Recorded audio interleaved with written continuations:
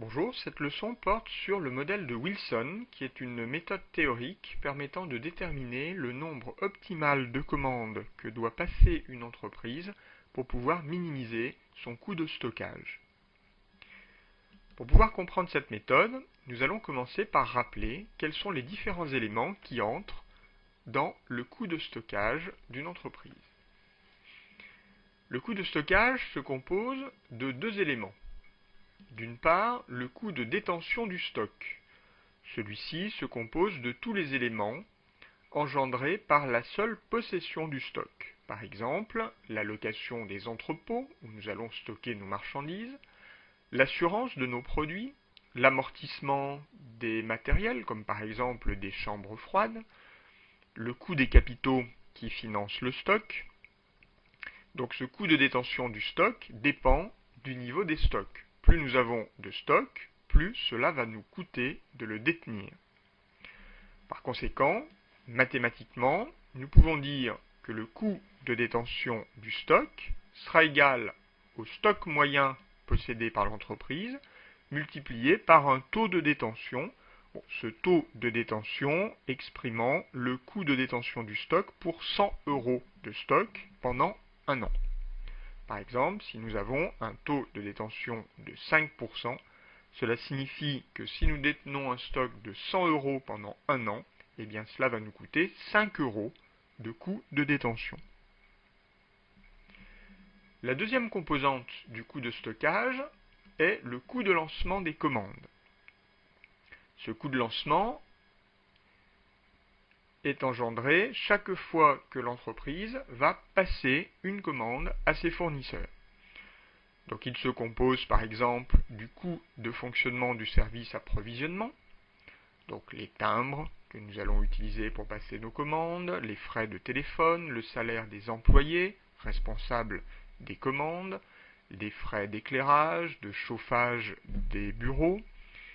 Et ce coût dépend donc du nombre de commandes passées. Plus le nombre de commandes passées sera important, plus le coût de lancement des commandes sera élevé. Nous pouvons mathématiquement exprimer ce coût de lancement de la manière suivante, en disant qu'il est égal au nombre de commandes passées multiplié par le coût de lancement d'une commande. Par conséquent, le coût total de stockage sera égal à la somme du coût de détention et du coût de lancement. Alors, notons au niveau du vocabulaire que parfois le coût de détention des stocks est appelé coût de possession des stocks et le coût de lancement des commandes est parfois appelé le coût de passation des commandes. Comme nous l'avons vu précédemment, le coût de détention va diminuer quand le nombre de commandes va augmenter, alors que le coût de lancement des commandes, lui, augmentera avec le nombre de commandes. Par conséquent, notre coût de stockage se compose de deux éléments qui évoluent en sens inverse. Il va falloir donc essayer de minimiser la somme de ces deux coûts, et donc mathématiquement, la formule de Wilson qui nous permettra de trouver n étoiles, c'est-à-dire le nombre optimum de commandes permettant de minimiser notre coût de stockage, eh bien, ce nombre sera le suivant. Il est égal à la racine carrée de C fois T divisé par 2 fois P, avec grand C qui représente la consommation annuelle en euros du produit, c'est-à-dire les ventes de ce produit s'il s'agit d'une marchandise ou le coût d'achat de la matière première s'il s'agit d'une matière première. Petit t représente le taux de détention et petit p le coût de passation d'une commande. Nous allons illustrer ces éléments avec l'exemple suivant. Nous allons comparer le coût de détention des stocks de deux entreprises. Toutes deux commercialisent un même produit pour une valeur de 1000 €. L'une s'approvisionne une seule fois en début d'année et la seconde passe 4 commandes identiques durant la même période. nous allons supposer que le taux de détention est de 10% dans chacune des deux entreprises, c'est-à-dire que 100 € de stock détenu pendant une année entraîne 10 € de frais. Donc nous allons supposer la consommation du produit régulière sur l'année et nous allons représenter sur un graphique pour chacune des entreprises l'évolution de son stock au fil de l'année. Pour la première entreprise, elle passe une seule commande en début d'année. Par conséquent, elle va commander les produits qu'elle va consommer pendant l'année, c'est-à-dire 1000. Au fil de l'année et au fil des ventes, son stock va diminuer pour atteindre 0 en fin d'année. Par conséquent, cette entreprise aura un stock moyen qui sera égal à 500. Pour la deuxième entreprise, la représentation sera légèrement différente. Cette fois-ci, nous allons passer 4 commandes pendant l'année, donc 1000 divisé par 4 égale 250. Donc 4 commandes de 250 €. La première commande intervient en début d'année, le stock baisse pour atteindre 0 et intervient alors la deuxième livraison, qui refait monter notre stock à 250. Puis de la même manière, notre stock diminue. Quand il atteint 0, une troisième commande arrive, etc. Même chose pour la quatrième commande, et nous terminons l'année à 0. Dans cette entreprise, le stock moyen sera égal à 125, puisque le stock varie entre 0 et 250 de manière régulière. À partir de ces observations, nous pouvons en déduire une expression du coût de détention. En effet, nous pouvons dire que le stock moyen est égal à la consommation divisé par 2 fois le nombre de livraisons. Nous pouvons le vérifier dans le premier cas, le nombre de livraisons est égal à 1, la consommation est égale à 1000, et donc 1000 divisé par 2 fois 1 est bien égal à 500, qui était le stock moyen mis en évidence dans le graphique. Nous pouvons également le vérifier avec notre deuxième exemple. La consommation est toujours de 1000, mais cette fois-ci le nombre de livraisons s'élève à 4, et donc 1000 divisé par 2 fois 4, c'est-à-dire 8, nous donne bien 125. Une fois le stock moyen connu, eh bien, il nous suffit de le multiplier par le taux de détention pour obtenir le coût de détention. Par conséquent, nous pouvons donc écrire que notre coût de détention sera égal au stock moyen, c'est-à-dire C sur 2N, multiplié par T, qui est donc le taux de détention. Ces observations faites, nous pouvons appliquer nos formules dans l'exemple suivant. Votre entreprise estime à 12% le taux de possession de son stock.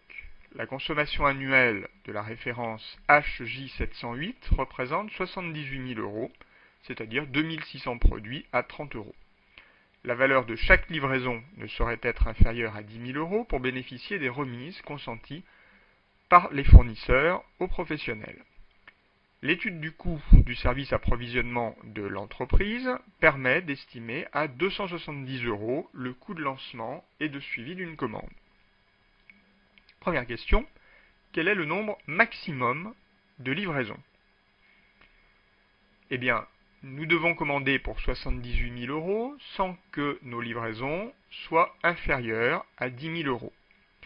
Cela signifie que le nombre maximum de livraisons sera de 7, puisque si nous commandions 8 fois dans l'année, la commande s'élèverait à 78 000 divisé par 8, c'est-à-dire 9 750 €, et serait donc inférieure à 10 000 €. Dans ce cas-là, nous ne pourrions pas bénéficier des remises consenties par nos fournisseurs. Deuxième question, Dans chacune des hypothèses, c'est-à-dire entre 1 et 7 commandes, nous allons calculer le coût de stockage. Donc ce coût de stockage sera obtenu par addition du coût de détention et du coût de lancement. Pour calculer le coût de détention, nous avons vu précédemment que nous avions besoin du stock moyen. Nous allons donc commencer par le calculer dans chacune des hypothèses. Notre consommation, dans notre exemple, s'élève à 78 000 €. Donc, dans la première hypothèse, nous divisons ce chiffre par 2 fois n, c'est-à-dire 2 fois 1, et donc 78 000 divisé par 2 nous donne un stock moyen de 39 000. Dans la deuxième hypothèse, 78 000 divisé par 2 fois 2 nous donnera 19 500, et nous pouvons raisonner de la même manière pour chacune des autres hypothèses. Une fois ce stock moyen obtenu, nous avons vu qu'il nous suffisait de le multiplier par le taux de détention petit t pour obtenir le coût de détention. Ici, dans notre exemple, le taux de détention est estimé à 12%. Par conséquent, il nous suffit de multiplier notre première ligne par 12% pour obtenir le coût de détention. Ainsi, 39 000 fois 12% nous donne 4 680, 19 500 fois 12% nous donne 2 340, et de la même manière, nous calculons le coût de détention pour les autres hypothèses. À ce coût de détention, nous allons devoir ajouter le coût de lancement des commandes. Ce coût de lancement est égal au coût de lancement d'une commande, 270 €, multiplié par le nombre de commandes. Dans notre premier exemple, 270 fois 1 égale 270, ensuite 270 fois 2 égale 540, et nous pouvons compléter sur le même modèle les autres hypothèses. Une fois le coût de détention obtenu ainsi que le coût de lancement, nous pouvons les ajouter pour obtenir le coût total de stockage. Dans la première hypothèse, 4680 plus 270 nous donnera 4950. Dans la deuxième hypothèse, 2340 plus 540 nous donnera 2880. Et de la même manière, nous pouvons terminer notre tableau. Nous nous apercevons alors que c'est pour un nombre de commandes égal à 4 que notre coût total sera minimum, en l'occurrence 2250 €. Par conséquent, nous pouvons en conclure que nous devons passer 4 commandes dans l'année pour minimiser notre coût de stockage. Retrouvons enfin ce même résultat en appliquant la formule de Wilson. Cette formule nous dit que le nombre de commandes est égal à Ct divisé par 2 fois P. Ici, notre consommation est égale à 78 000 €. Le taux de détention est égal à 12%, donc 0,12, et nous divisons par 2 fois P, c'est-à-dire 2 fois 270. La calculatrice nous donne petit n est égal à 4,16. Bon, comme nous n'allons pas être livrés d'une portion de livraison, nous allons arrondir ce chiffre à 4 livraisons et nous retrouvons donc bien la valeur obtenue dans le tableau précédent. Par conséquent, nous pouvons très rapidement utiliser la formule de Wilson pour retrouver ce qu'un tableau plus long nous permettrait de calculer également.